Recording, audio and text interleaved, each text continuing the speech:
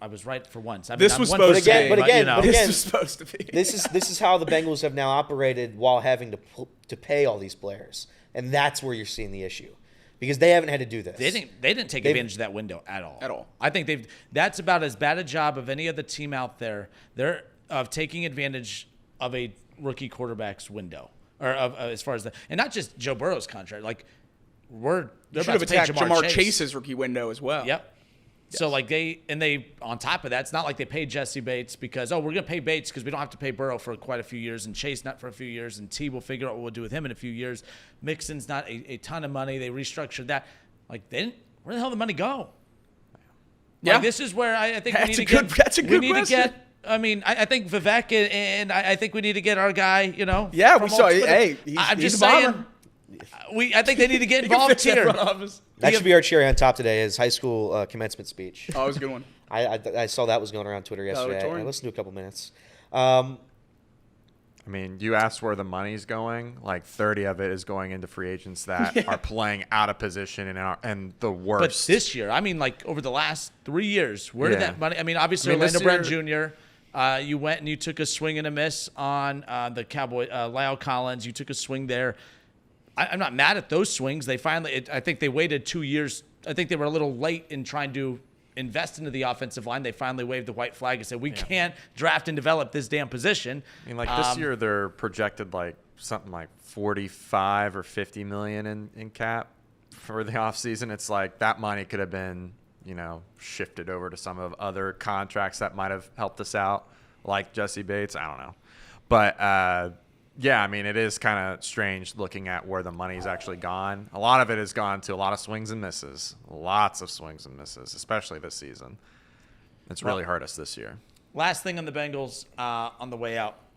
Well, not on the way out. We have one more, but it'll be a short one because we went a little long on some of these. This came out yesterday about T. Higgins. Yeah. I thought this was interesting. So there's some reports coming out that there is little to no chance that T. Higgins stays with the Bengals in 25. He's expected to leave in free agency this offseason. Now, this is a group of guys here that has spent a lot of time on this conversation. Everyone in the chat, everyone has opinions on this. This isn't surprising. This isn't breaking news to us. It's not I think there's always the option of them tagging him one more time. I don't know if that's going to go over well. Yeah. I don't think that leads to good vibes if they do that. But this is according to ESPN. At just 25 years old, Higgins is expected to draw significant interest from many teams with an AAV nearing $30 million. We've talked about what his value could potentially be if he hits the free agent market. We've talked about, of course, why some teams might shy away because of the fact that he is injury prone. By the way, did practice this week, is questionable, right, for Sunday? Questionable, hasn't practiced yet. Only walkthroughs. So okay. So He ran that's up better the than hill. He did. That is big jogged up the news. hill. He jogged up the hill yesterday. And he was in Jersey. He was in his jersey. Did not practice. Getting closer. So, no, obviously the question marks with him are not his ability. It's actually whether or not he can, his availability, I guess, if we're going to use that overused phrase all the time. Your best ability is your availability. Obviously, the worst ability he has is his availability. $30 million. You've been saying it forever. A team will take a chance. A team will ignore the injury proneness. ESPN put out their list of top free agents already for heading into next season. T. Higgins is the number one free agent at the top of that list. I don't know if that means is that a weak free agent list if he's the number one free agent? I don't mean that's a shot at him. I'm just saying I don't think so. I mean, I think T. Higgins would be one of the best wide receiver free agents at his age in racing. And the value He's a top what? Top 15 wide receiver? Even with the injuries, he's top 20. I'd say. Yeah, I don't think, I'll look it up right now just to make sure I'm not missing anyone, but I think T. Higgins being at the top of the free agent market is pretty representative of what he's been able to do in his career. I don't know what goes on behind the scenes when teams talk to free agents that miss a bunch of time the previous year. Do you think T. Higgins and his agent, and this is all speculation, I know nothing. Just want to clarify. Do you think they say to they're like, all right, so we want to pay you, but we're afraid that you're not going to be healthy? Do you think the rationale they will give would be well, the team wasn't very good, we didn't want to risk it? Do you think that comes into play, or do you think there's just I was hurt? I think T. Higgins is losing more from these injuries than the Bengals and Bengals fans are. Okay. I think he is hemorrhaging dollars right now from contenders.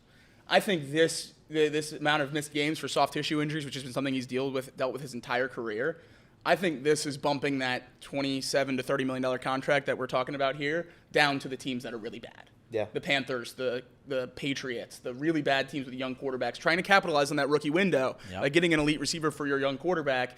I might even throw the Commanders in there. I think they're going to be pretty. I know they're not a bad team, but I think they're going to be pretty desperate to get a top-level wide receiver to pair with Terry McLaurin on this rookie contract for Jaden Daniels. So I would expect that level of team, that level of organization to still give him this big-time money. If he was able to play all year this year, I would the number one team I'd be circling free agency is the Kansas City Chiefs. Yeah. Like, I think he's knocked himself down on Super Bowl watch, not necessarily money watch, if that makes sense. How much are you willing to pay for him? If that number in Cincinnati? If that number goes down, which it will, if that number goes down by the end of this season, and T. Higgins starts to renegotiate maybe with the Bengals, and you start to see some conversations pick up, do you think like $20 million? Do you think you would sign that? Spotrac, NFL contract website, has his market value for this upcoming free agent cycle listed as $18.9 million. I think that is incredibly low. I think if I'm the Bengals, I'm signing him anywhere between 18 and 22. I'm comfortable signing that contract. I think he's going to get 25 to 28. Okay. And I would not sign that contract. I would absolutely give T. Higgins, the wide receiver, 25 to 28. I'm not playing this game, though. No. With quads on a Friday, they leave you out for 4 weeks. Not for $25 million. Not when I'm already planning on paying Jamar Chase. Not when I've already paid Joe Burrow. You have to get the Jamar Chase deal done first. That's the first thing to do. And then I think the no-brainer move is to tag him again and trade him. So, and then the other thing, as far as keeping an eye on possible destinations for that number right there, the teams that were going after Brandon Ayuk. You know, that Cleveland was trying to go after Brandon Ayuk. If I'm T, I stay away from Cleveland because it's a mess right now, especially quarterback. I mean, they have more holes than I thought. Pittsburgh, I mean, that would be a pain. That would be hard to stomach if Pittsburgh. I mean, because Pittsburgh, and again, I mock Pittsburgh because they're always at every big name wide receiver. Devontae Adams, Brandon Ayuk, I mean, Amari Cooper. They got rumored for all these names. But obviously, anyone that was in on the Brandon Ayuk conversations, I would put into the T. Higgins role as well, as far as that goes.